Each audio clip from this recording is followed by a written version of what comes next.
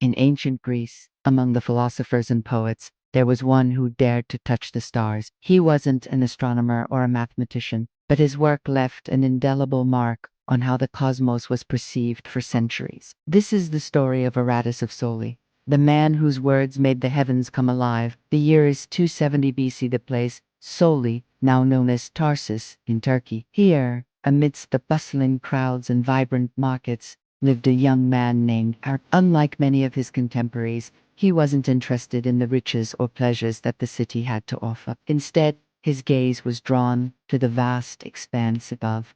From a young age, Aratus had been fascinated by the heavens. Every night he would lie on the soft Cilician sand, tracing the paths of the constellations and pondering their secrets. To him, the night sky was more than just a celestial display. It was a language, a cryptic message from the gods. As he grew older, his fascination deepened into a burning desire to understand. He wanted to decode this divine language, to unravel the stories hidden within the celestial tapestry. And so, he embarked on a journey to Athens, the cradle of knowledge in ancient Greece. Here, amidst the hallowed halls of the academy and life, he immersed himself in the works of the great philosophers and poets. Among those who inspired him were the Stoics, a school of philosophers known for their focus on ethics, logic, and physical cosmology. They believed that the universe was governed by a divine order or logos, and that understanding this order could bring a sense of peace and harmony to human life. This idea resonated deeply with Aratus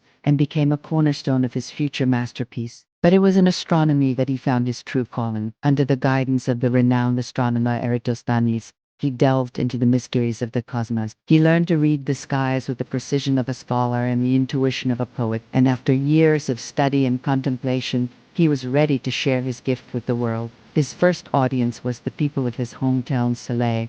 On a clear night, under the glow of a full moon, he gathered them together and began to speak. With a voice that echoed the rhythm of the cosmos itself, he spoke of the divine order that governed the universe, of the cyclical nature of time and the interconnectedness of all things. He wove tales of the constellations, imbuing them with life and meaning. And he described the movements of the planets with such accuracy that they seemed to dance across the night sky before his audience's eyes. His words painted vivid pictures in the minds of his listeners. The Pleiades, he said, were 7 sisters fleeing the giant Orion, forever chased across the sky. The mighty bear, or Ursa Major, was a tribute to the loyal dog of the hero Jason. Even the crab, a constellation that looked like nothing so much as a common seaside creature, had its place in the grand narrative of the cosmos. Aratus didn't just name the stars, he gave them character, emotion, story. He showed his audience that the cold, distant points of light were not just random occurrences, but players in an eternal drama, a drama that had been unfolding since the dawn of time and would continue until time ceased to be. The people of Salif were captivated. They had never heard the cosmos spoken of in such a way, and as the night wore on and the stars wheeled overhead, they felt a sense of wonder and awe that they had never known before. At the end of his talk, when the first rays of dawn began to paint the eastern sky, there was a long moment of silence. Then, as if waking from a shared dream, the crowd erupted in applause. Word of Aratus's celestial masterpiece spread like wildfire. Soon, people from all over Greece were making pilgrimages to Sali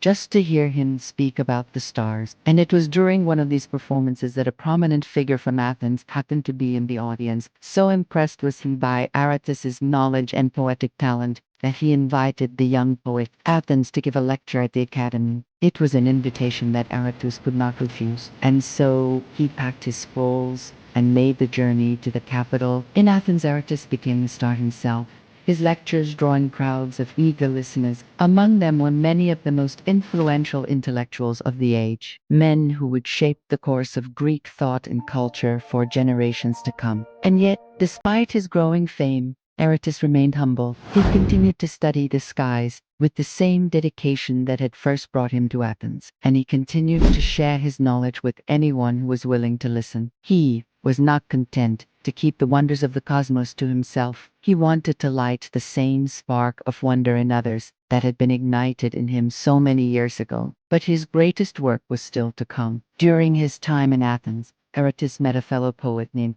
Together, They formed a deep bond over their shared love of poetry and their admiration for the great thinkers of the past. But it was on a walk along the moonlit seashore that the idea came to them both that would immortalize them in the annals of history. Callimachus, inspired by the rhythmic crash of the waves, suggested that they create a poetic calendar, a work that would not only celebrate the rhythm of the seasons, but also capture the essence of each month. For the Greeks, the months were more than just divisions of time. They were linked to mythology, to the stories of the gods and heroes that had shaped their culture. And so it was that the two friends set out to create a work that would not only be a celebration of the seasons, but also a reflection of the Greek worldview. A worldview that saw the divine in the everyday, the mythical and the natural, working together. They wove poetry that celebrated the mysteries of nature and the wonders of the human spirit. Their verses captured the essence of each month, the budding life of spring, the lush abundance of summer, the bountiful harvest of autumn,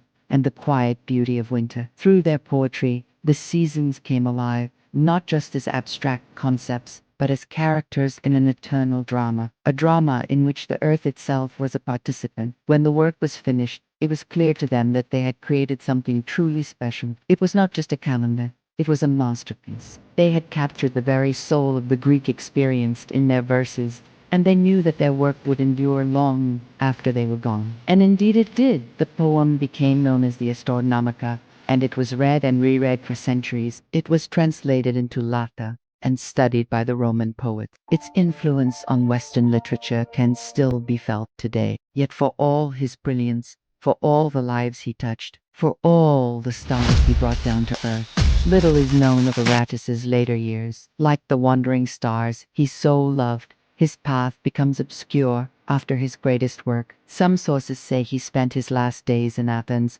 continuing to teach and write until his eyesight failed. Others claim he traveled to Egypt, where he died after contracting malaria. Still, others suggest he returned to Soli, where he may have even held political office. But regardless of the exact details, there are some things we know for sure. In his lifetime, Aratus earned not only renown as a poet, but also respect as a philosopher and astronomer. He was praised by Roman poets like Augustus and Ovid, and his influence on later astronomers is clear in works like Ptolemy's. More than that, though, he earned a kind of immortality through his impact on literature. Alexandrian poets like Callimachus and Homeric hymnographer adopted and adapted his style, keeping his legacy alive for hundreds of years. To the ancient Greeks, the constellations were more than just pretty patterns in the sky. They were a way of understanding the world around them. Seasons changed, the weather shifted, and the animals and plants seemed to follow the cycles of the stars. Aratus's work captured this relationship perfectly, showing how the heavens and the earth were intertwined in an eternal dance. Today, we know that the constellations are nothing more than a trick of perspective. The stars that make them up are scattered across vast distances and have no real connection to each other. But when we look up at the night sky, it's hard not to see the shapes that Aratus taught us to see. And when we do, we're reminded of the enduring power of the human spirit, our ability to find patterns and meaning, even in the most random of things. Though he may have walked among mortals,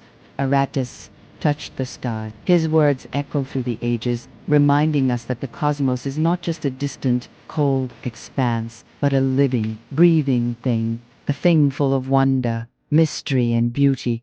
And in that, perhaps, lies the secret of Aratus's enduring legacy. If you enjoyed this video, don't forget to hit the like button and subscribe for more fascinating stories. And if you'd like to learn more about ancient Greece, check out our podcast. Thank you for watching.